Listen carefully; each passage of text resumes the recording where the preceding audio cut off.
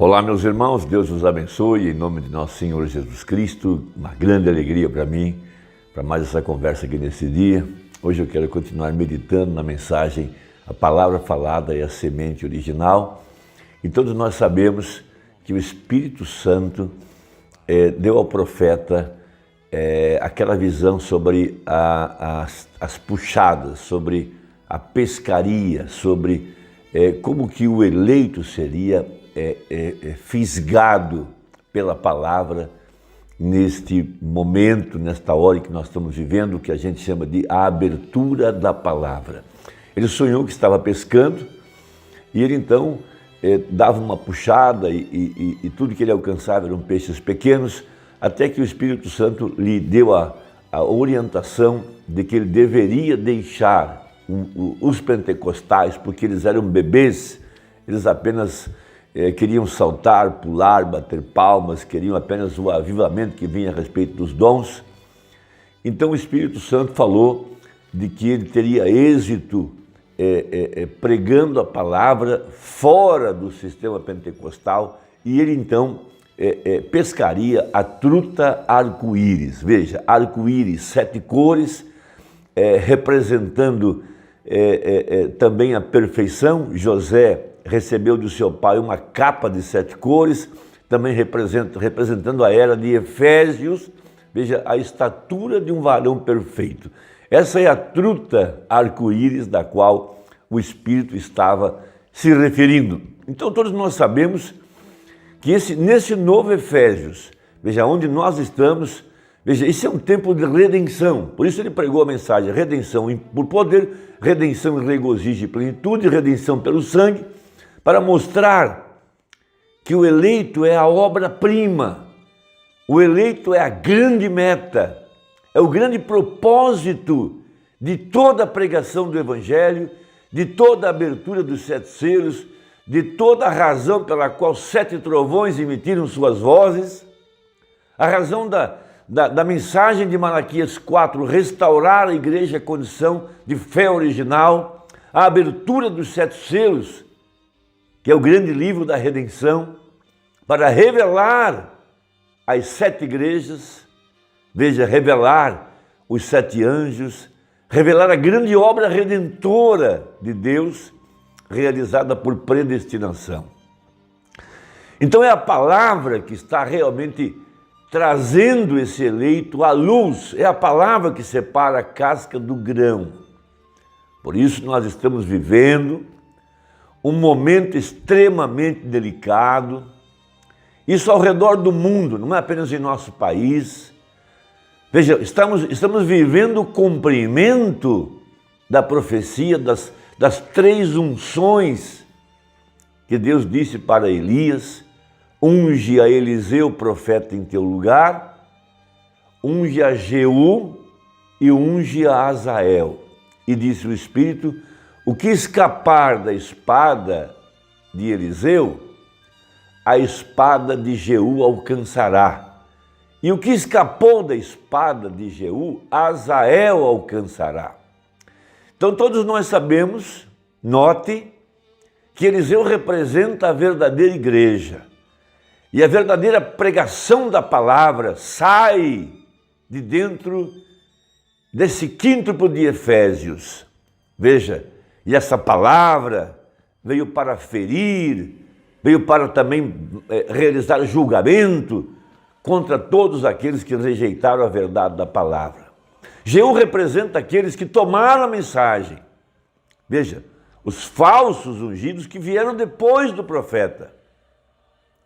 Veja, e combateram Jezabel, combateram a religião organizada e trouxeram juízo sobre a religião organizada, porque Jeú, seu ministério foi destruir Jezabel. Fizeram grandes grupos, grandes igrejas com a mensagem na mão, mas tudo que alcançam é apenas esse tipo de fé. Mas apareceu o último agora. Veja, um mortal, cruel, assassino, covarde. Veja, Azael, há uma unção poderosa nele. Veja, ele veio agora para matar a covardia, o rei afogado com um pano molhado. Veja, covarde. Esses que estão se levantando para trazer sombra e incredulidade sobre a mensagem de Malaquias 4. Eles não estão matando o profeta, estão matando o Rei Senhor Jesus, porque a mensagem é Jesus Cristo manifestado. E esses covardes estão agora atacando a verdade do profeta, a mensagem do profeta, porque ele não está aqui para se defender. Eles não fariam isso nos dias em que o profeta estivesse vivo, eles cairiam mortos. Esses covardes que nunca tiveram o Espírito Santo, andaram em nosso meio, pregando a mensagem, misturando-a com as suas opiniões e com historinhas vindas do sistema organizado, e por fim a unção os tomou e agora estão pregando contra a mensagem. Veja, o que me admira, ou que me traz grande admiração, foram os pastores que colocaram esses homens em seus púlpitos e não provaram os assim chamados apóstolos, homens que vieram de outros países para pregar aqui em nosso país e foram colocados na plataforma como grandes mestres, grandes professores. Veja, mas a culpa foi daqueles que não provaram esses falsos apóstolos através da mensagem do profeta. Porque nós temos que ficar muito atentos a esses ministérios que pregam suas próprias mensagens e apenas apoiam com alguns parágrafos. Eles gostam muito de dizer, Mombrana disse, Mombrana disse, Mombrana disse. Mas se você for examinar, eles estão tirando textos do contexto para dizer aquilo que eles querem dizer. Mas essa é a hora que nós estamos vivendo.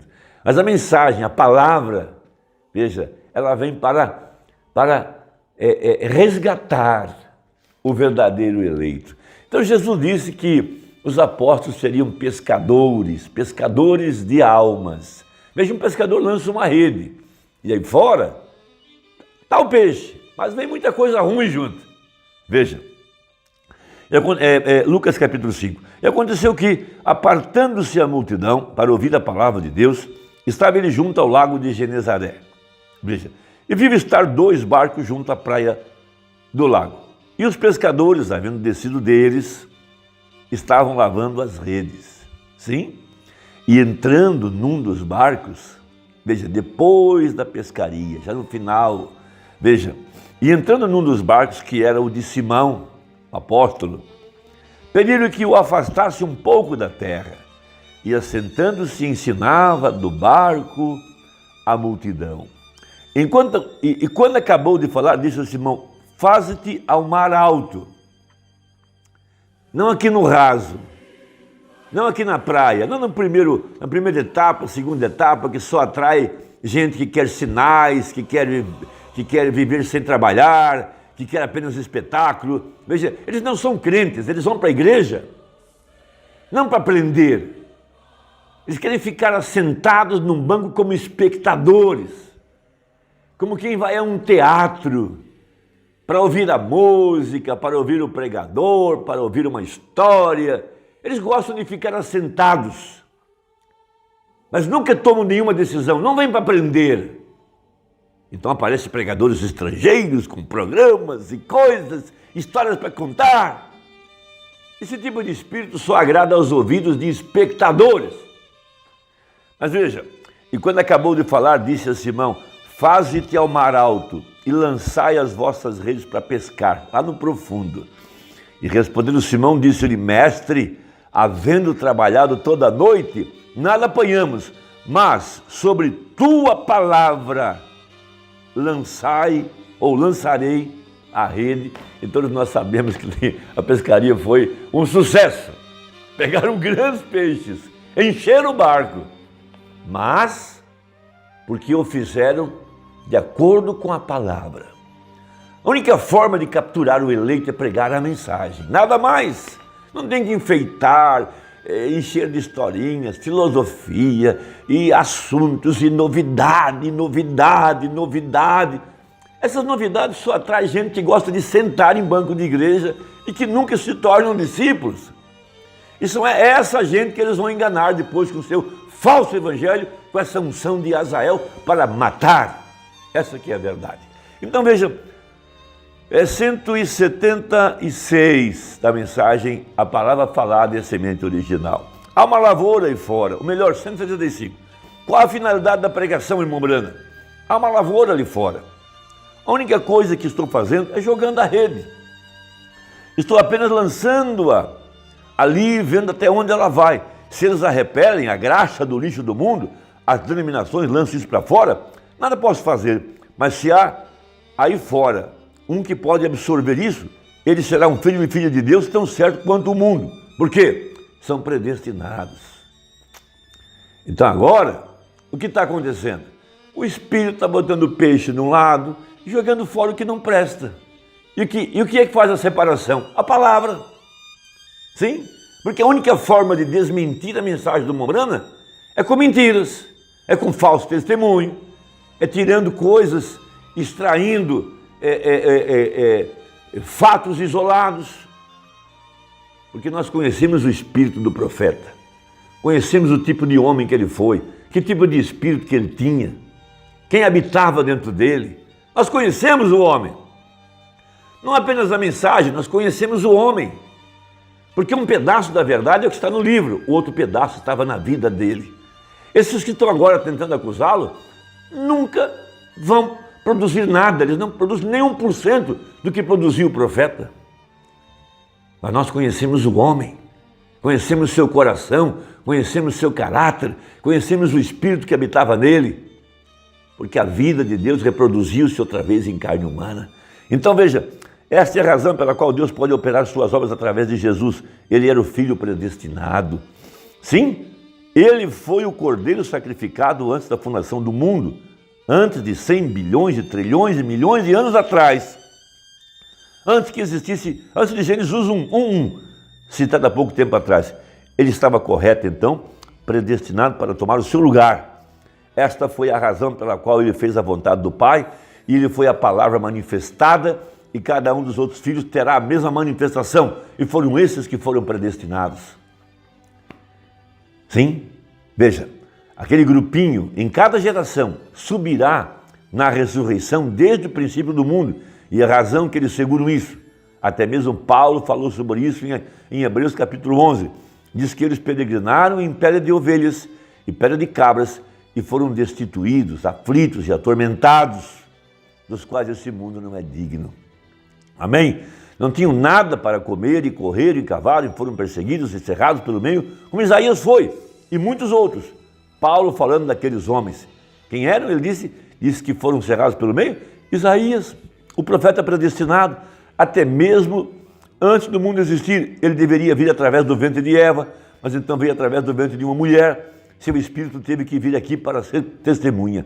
Então Jesus veio para testemunhar a morte, sepultura e a ressurreição, que o homem morrerá, mas viverá outra vez através dele, pois ele é a semente que tem de brotar, Cristo. Veja, amém? Espero que você veja isso, correto? Predestinado como ele foi. Veja, fez carne, a palavra semente em você, sua igreja, a palavra de Deus. Você fala, oh, claro, irmão Brana, cada palavra, eu creio nisso. Então não retroceda. Quando você obtiver a sua tradição, fique com aquela palavra e permaneça com aquilo e veja o que acontece. Diga, ó Senhor, eu creio nela, envie o Espírito Santo. Então observe, então se ele segue em frente para testemunhar, então você sabe que você tem isso. Não através de alguma sensação, o diabo faz aquilo, não através de algum milagre, o diabo faz, mas através de sua constante fé na palavra de Deus e a vida que você vive, veja, nunca negando nada. Aquilo faz a palavra se tornar carne, vem? Carne e o mesmo Espírito. Abraão chamou o que não era como se já fosse. Ele creu contra a esperança. O que você faria se vivesse nos dias de Isaías, quando ele disse que uma virgem conceberia e por anos nada aconteceu? Você o chamaria de falso? Você estaria no grupo que cerraria Isaías no meio? É o que esse espírito de Azael está fazendo hoje, um incrédulo, para trazer morte espiritual. Deus te abençoe. Até a próxima, se Deus quiser, em nome de Jesus. Amém.